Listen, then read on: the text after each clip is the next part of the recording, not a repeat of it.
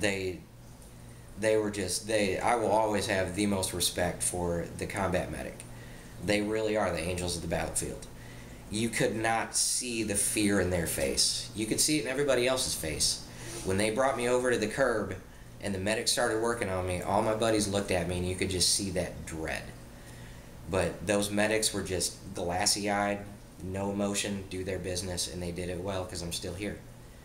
And they put me in the back of a Humvee to keep me safe, and they were out fighting, and I wanted to get back out and fight so bad.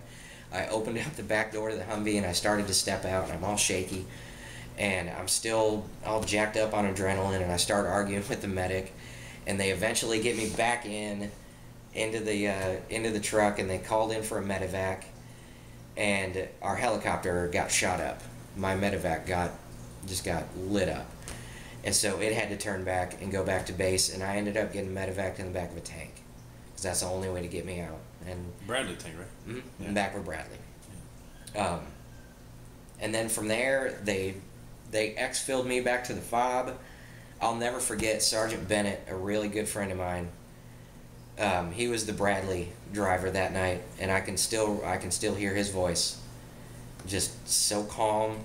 All right, you know, this is our route from the battlefield back to base. Never once hinted that, you know, I'm probably going to kick the bucket any second back here. Just very, very professional. Drove it, hauled ass back to base, got me there, and they put me on a Black Hawk and loaded me up and shipped me off to Anaconda.